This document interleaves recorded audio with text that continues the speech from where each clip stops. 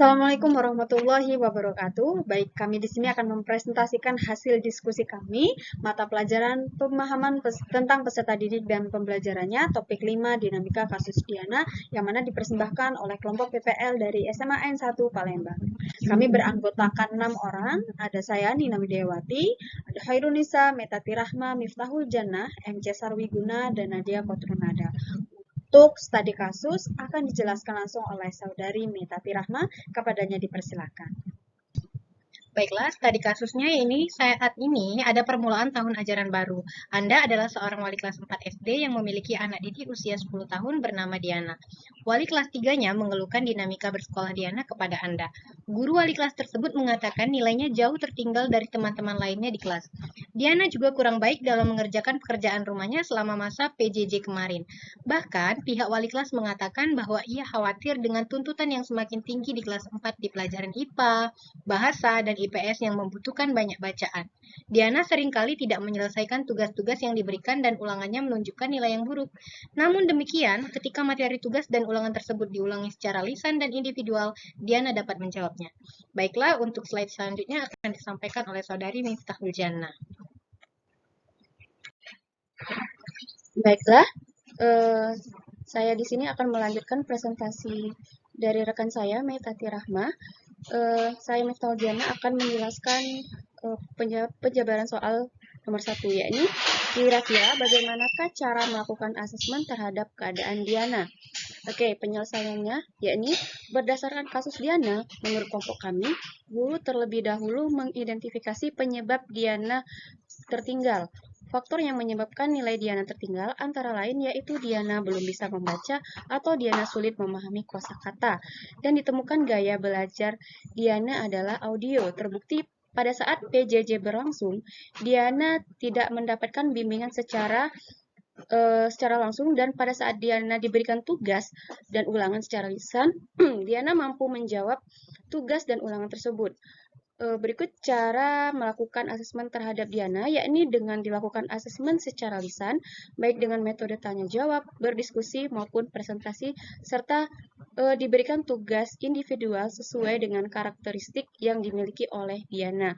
Baiklah, penjelasan selanjutnya akan dijelaskan oleh rekan saya, Hairunisa, kepadanya dipersilahkan. Baiklah, selanjutnya jenis asesmen apakah yang akan Anda berikan kepada siswa Anda tersebut? Jelaskan pertimbangan Anda. Berdasarkan pertimbangan di atas, jenis asesmen terhadap Diana adalah performance assessment, yakni peserta didik agar dapat melakukan demonstrasi bersamaan mengaplikasikan pengetahuan di berbagai situasi yang dikehendaki, atau disebut juga penilaian berdasarkan hasil pengamatan guru terhadap aktivitas peserta didik sebagaimana yang terjadi. Penilaian ini dilakukan terhadap unjuk kerja, tingkah laku atau interaksi peserta didik sesuai dengan tujuan pembelajaran. Melalui asesmen ini, Diana diharapkan mampu dalam menyelesaikan tugas dengan karakteristik yang Diana miliki. Guru dapat menyiapkan instrumen dan rubrik penilaian terhadap kemampuan Diana dalam mengungkapkan pendapat dan mengerjakan tugas. Penjelasan selanjutnya akan dijelaskan oleh rekan saya. Baik, di sini saya akan melanjutkan mengenai strategi yang dapat dilakukan berdasarkan performance assessment. Yang pertama yaitu mengidentifikasi semua langkah penting atau aspek yang diperlukan atau yang akan mempengaruhi hasil akhir. Yang kedua yaitu menuliskan kemampuan khusus yang diperlukan untuk menyelesaikan tugas. Selanjutnya yaitu mengusahakan kemampuan yang akan diukur tidak terlalu banyak, sehingga semua dapat diamati. Selanjutnya yaitu mengurutkan kemampuan yang akan diukur berdasarkan urutan yang akan diamati. Dan yang terakhir yaitu bila menggunakan skala rentang, perlu menyediakan kriteria untuk setiap pilihan. Baiklah, materi selanjutnya akan disampaikan oleh teman saya, Nadia. Selanjutnya saya akan menjelaskan kesimpulan, yaitu kesimpulan apa yang Anda dapat tarik. Terbalik aku ngomongnya, sorry. Dari kesimpulan asesmen kasus Diana, berdasarkan kasus Diana tersebut bahwa tiap peserta didik memiliki karakteristik dan kebutuhan yang berbeda. Maka, seorang guru dapat menyesuaikan asesmen terhadap masing-masing peserta didik. Dalam kasus Diana, guru dapat menerapkan fungsi asesmen sumatif dan formatif sebagai umpan balik terhadap proses pembelajaran yang telah dilakukan oleh guru. Selanjutnya, refleksi akan dijelaskan oleh teman saya. Baik, saya akan memberikan refleksi, yakni berdasarkan pengalaman saya saat bersekolah, guru belum menyesuaikan asesmen terhadap karakteristik dan kebutuhan peserta didik. Contohnya, guru saya pernah melakukan ujian secara lisan, dan ujian tersebut membuat saya gugup dalam penyampaian gagasan karena perasaan gugup. Materi yang saya hafalkan cenderung susah diingat karena berhadapan langsung dengan guru dan dalam waktu yang singkat, sehingga saya tidak memahami materi yang telah saya hafalkan. Selain itu, juga guru belum memberikan kebebasan terhadap produk hasil belajar atau belum memvariasikan bentuk tugas terhadap masing-masing peserta didik. Baiklah, itulah refleksi diri dari saya. Selanjutnya akan dilanjutkan oleh rekan saya. Refleksi selanjutnya dari saya merasakan pengalaman yang menarik saat belajar di sekolah. Saya sangat menikmati mengerjakan tugas, karena dari tugas ini saya bisa meluangkan waktu dengan baik untuk belajar. Jika tidak ada tugas, maka ilmu yang didapatkan tidak bisa diterapkan.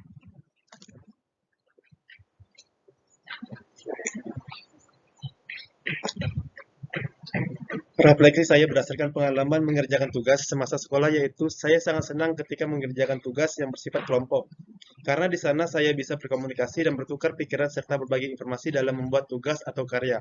Dengan berkelompok membuat saya lebih mudah memahami apa yang harus dikerjakan, sehingga saya lebih memahami mengenai materi terkait tugas tersebut.